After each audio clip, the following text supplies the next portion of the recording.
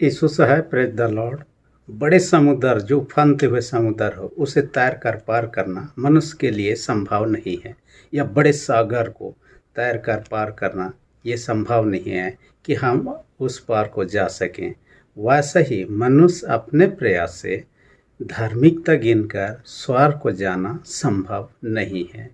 परंतु यहूदियों के बीच में कुछ इस प्रकार की सोच चिंता विद्यमान था, जो रोमी 10 अध्याय उसका 1 से 15 पाद के आधार पर हम देखने को पाते हैं।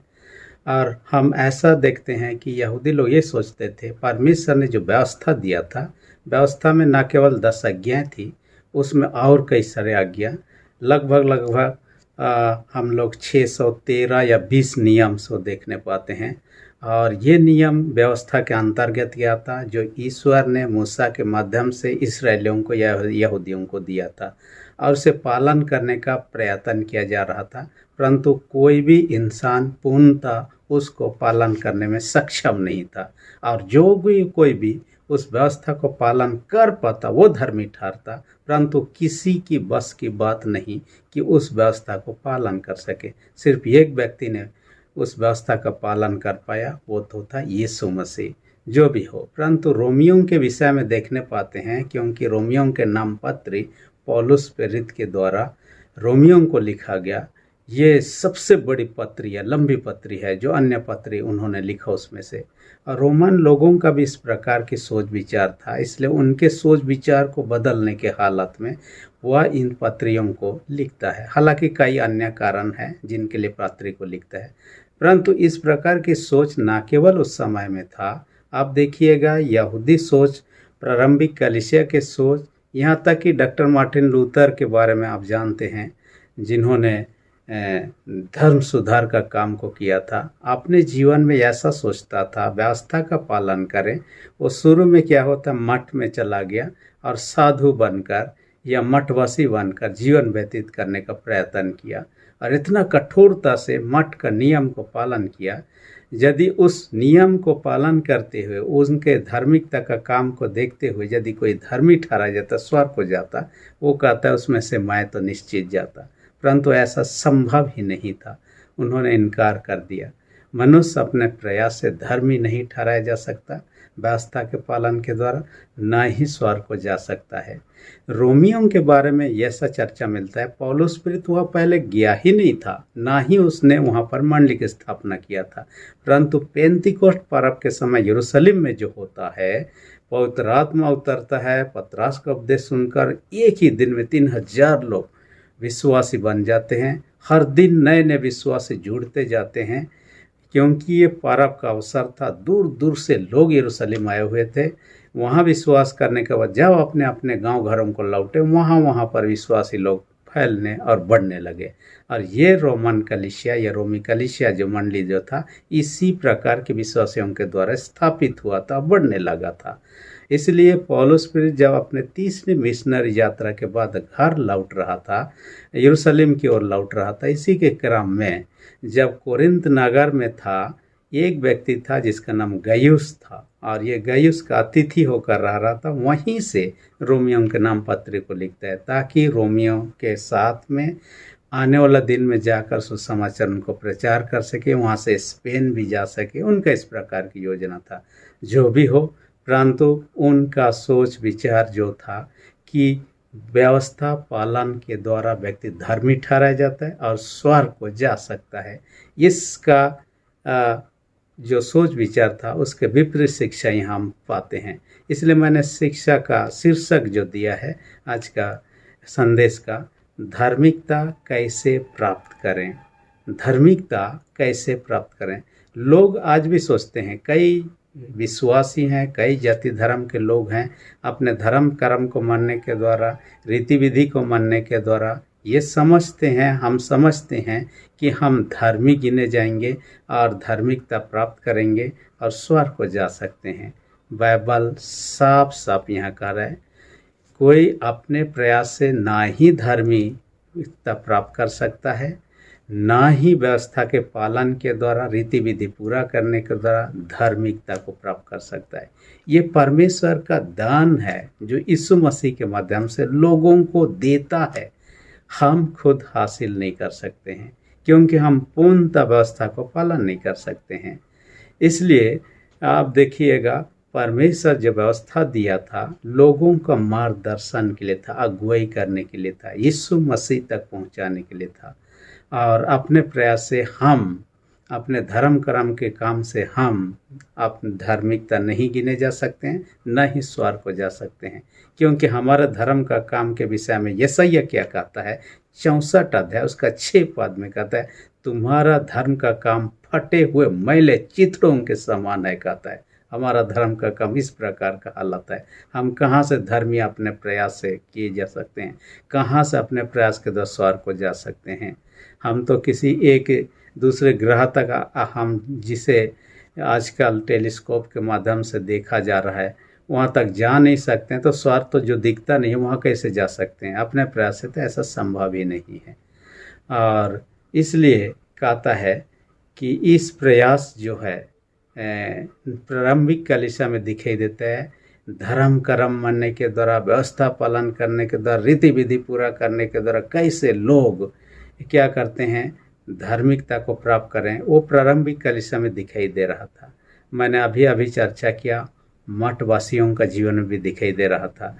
एक मठवासी के विषय में मैंने पढ़ रहा था जिसका नाम है साइमन स्टाइलाइट्स, इसे सिमोन खम्बे वाला के नाम से भी जाना जाता है। इसका जन्म हुआ था 390 ईस्वी में हुआ था और इसका मृत्यु 457 में होता है। ये व्यक्ति क्या किया, मठवासी बनने के बाद में, साधु बनने के बाद में बहुत ही कठोरता से नियम को पालन करता था। और शुरुआत में क्या किया, जमीन में ही वह अपना साधना का काम किया करता था। और जमीन में साधना करने के बाद में 1 साल बीतने के बाद उन्होंने अपना जो साधना करने का स्थान था, मचान जो बनाया था, उन्होंने 1 हाथ ऊपर बना दिया। फिर दूसरा साल भी पूरा होने के बाद 2 हाथ ऊंचा किया। तीसरा साल पूरा हुआ 3 हाथ, चौथा साल पूरा हुआ 4 हाथ, 5वां साल पूरा 5। हर साल बढ़ाते गया और इसी मचान में रहता। और उनका चर्चा काफ़ी दूर दूर तक होने लगे। लोग उनके बातों को सुनने के लिए, उनके शिक्षाओं को सुनने को उनके पास आया करते, लोगों को आशीर्वाद भी देता, कई चमत्कार भी होने लगा। लेकिन तब ये प्रयास किसी को धार्मिकता गिनने के लायक नहीं है, ना ही इसके द्वारा कोई व्यक्ति स्वर्ग को जा सकता है। मनुष्य अपने प्रयास से ऐसा नहीं कर सकता। बाइबल साफ साफ बताता है, हम व्यवस्था का उल्लंघन करते हैं तब व्यवस्था के अपराधी गिने जाते हैं।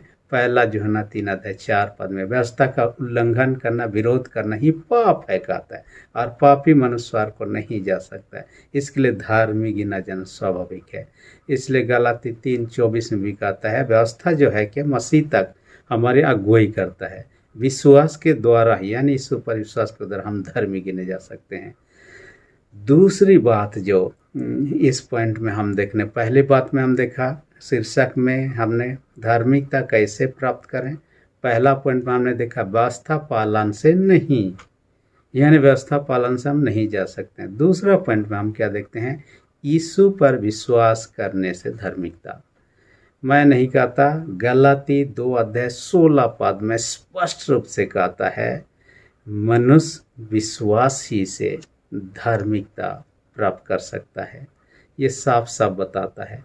इसलिए यहाँ क्या कहता है पौलुस प्रेरित, उस विश्वास करने के लिए क्या कहता है, मन में विश्वास करना और मुंह से अंगीकार करना अनिवार्य है। आज का वचन में कहता है, यदि तो अपने मुंह से प्रभु को अंगीकार कर ले कहता है, यानी पहले मन में विश्वास करना और मुंह से अंगीकार करना। ये 2 चीज़ जो है, मन में विश्वास करना, ये आंतरिकता को दर्शाता है। हमारा आंतरिक रूप से हम प्रभु पर विश्वास करते हैं। और मुंह से अंगीकार करना, ये बाहरी दृष्टिकोण से बाहर जगत के सामने हम प्रकट करते हैं। लेकिन यह सवाल उठाता है, ये विश्वास कहाँ से आता है? विश्वास परमेश्वर का वचन सुनने से आता है। यदि परमेश्वर का वचन ही प्रचार ना किया जाए, व्यक्ति सुन ही ना पाए, तो विश्वास कैसे कर सकता है? ये सवाल भी करता है पौलुस प्रेरित। आगे क्या सवाल करता है, यदि कोई भेजा ही ना जाए प्रचार करने के लिए, तो प्रचार कैसे किया जाएगा? ये सवाल उठाता है। लेकिन हम बाइबल में इसका जवाब पाते हैं। यीशु मसीह वचन प्रचार करने का आदेश आपको, मुझे, पूरे कलीसिया को दिया है। मत्ती 28:19 में कहता है, तुम जाके सब देशों के लोगों को, हमें क्या करना है, सब देशों के लोगों को सुसमाचार प्रचार करने के यीशु मसीह ने आदेश दिया है। यूहन्ना 20:21 में इसी बात को कहता है, जैसे पिता ने मुझे भेजा मैं तुम्हें भेजता हूँ। आपको मुझे संसार में भेजने का काम करता है। प्रेरित क्रिया 1:8 में साफ साफ कहता है, जगत के छोर तक तुम मेरे गवाह होंगे कहता है। यानी कि हम भेजे गए लोग हैं। यदि वचन प्रचार करेंगे, जो सुनेंगे विश्वास उनमें उत्पन्न होगा।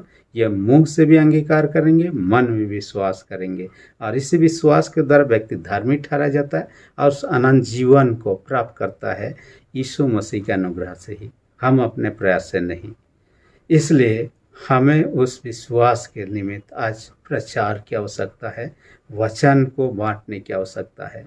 बीते दिन मैं एक व्यक्ति का गवाही को सुन रहा था, और उस व्यक्ति का नाम है, कई लोग इससे अनजान होंगे, WWW रेसलर है। उसका जो ओरिजिनल नाम है मार्क है, परंतु उसका रेसलिंग की दुनिया में उसका नाम रखा है द अंडरटेकर। उसका एक निक नाम भी दिया हुआ है शैतान। असल में वो जब लड़ने के लिए रिंग में आता है तो शैतान जैसे प्रकट होता है, वैसा अपने आप को प्रकट करता है और अपने विरोधियों पर हावी हो जाता है, जो भी हो। परंतु इन्होंने कहा यीशु मसीह के उन्होंने सार्वजनिक रूप से स्वीकार किया, और ये था C3 क्रिश्चियन कॉन्फ्रेंस के अवसर पर। साथ ही साथ वो रेसलिंग में भी उन्होंने सबके सामने यीशु मसीह के अंगीकार करता है। असल में उन्होंने कहा, अपने ये लेख में कहता है, उनके एक पत्नी है, पहले से पत्नी थे, उनके बाद में ये जो पत्नी अभी वर्तमान में है मिशेल मैकुल जो है, उनके प्रेरणा से वो चर्च जाती है। उसके बाद में ये अंडरटेकर को कहती है अब भी चर्च चाहिए। शुरू में ध्यान नहीं दिया, बाद में उनके बातों को लेने मानने के बाद में चर्च जाने लगा। चर्च जाने के बाद वचन सुनने लगा, सुनने के बाद में बाइबल घर में रखने पढ़ने लगा। उसके बाद में उनका जीवन में कई परिवर्तन दिखाई देने लगा, और उन्होंने कहा मैं प्रभु में इस प्रकार नहीं था, इसलिए लोगों के सामने मुंह से अंगीकार करके दुनिया के सामने प्रकट करता है मैं यीशु का अनुयायी हूँ, यीशु पर विश्वास करता हूँ। यदि उसके धर्म पत्नी ने उनको यदि वचन सुनने के लिए चर्च में नहीं लिया होता तो ये उनके जीवन में परिवर्तन नहीं देख पाते, ना ही यीशु मसीह को सार्वजनिक रूप से अंगीकार करते। कईयों का जीवन आज भी ऐसा ही है, यीशु का वचन को सुनने के लिए तरस रहे हैं। कई लोग सुन ही नहीं पाए हैं, उन तक पहुंचाना आपका मेरा कर्तव्य है।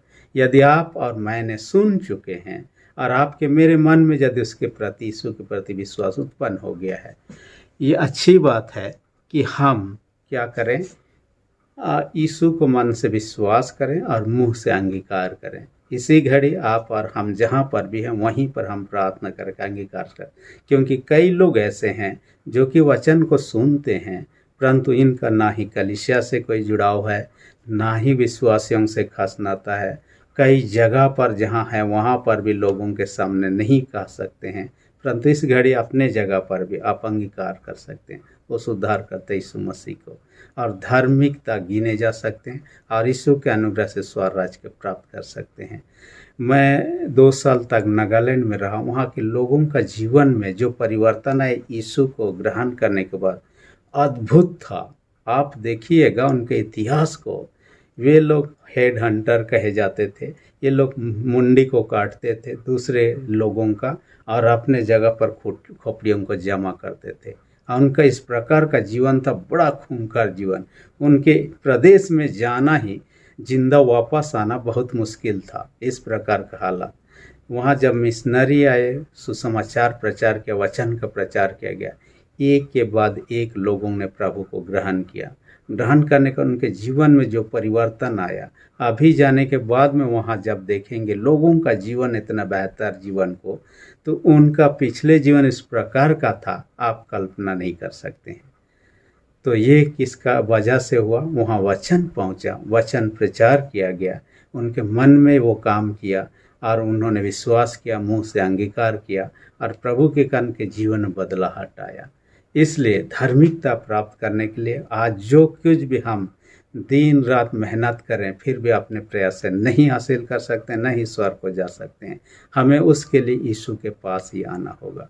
इसलिए आज जहाँ भी हैं, हम यदि प्रभु से दूर हैं, प्रभु के करीब हैं, प्रभु का वचन को पढ़ें, प्रभु का वचन को दूसरों को सुनाएं, और जब हम सुन रहे हैं, विश्वास में आ रहे हैं, आप प्रभु का अंगीकार करें। परमेश्वर इस वचन के तो सब उनका दिखे आशीष दे। आमीन। हम प्रार्थना करें। सेनाओं के जीत पिता आज के वचन का हमसे बातें कि हर एक के जीवन में जिस वचन को सुन रहे हैं अद्भुत से काम कर, उनके विश्वास को दृढ़ और मजबूत कर, ताकि मन में विश्वास करते मुंह से अंगीकार कर सके उद्धारकर्ता के रूप में यीशु मसीह को, ताकि वे उस धार्मिकता को प्राप्त करें जो विश्वास करने को मानव के लिए तूने तैयार किया है, ताकि हमारा पिछले जीवन समाप्त होकर एक नए जीवन में आगे बढ़ सकें। जो बीमार उनके प्रति दया दृष्टि का यीशु के सामर्थ्य लोग से उनके सारे रोग दुख तकलीफ बीमारी उनको दूर कर दे। प्रार्थना यीशु के नाम से मांगते हैं, आमीन। यदि अब तक आपने चैनल को सब्सक्राइब नहीं किया, इसी घड़ी रेड बटन को प्रेस करके सब्सक्राइब कर दीजिए और जो बेल आइकन निकलेगा उसे प्रेस करके ऑल पर सेट कर दीजिए, ताकि आने वाले वीडियोस का नोटिफिकेशन आपको समय पर मिल सके। धन्यवाद।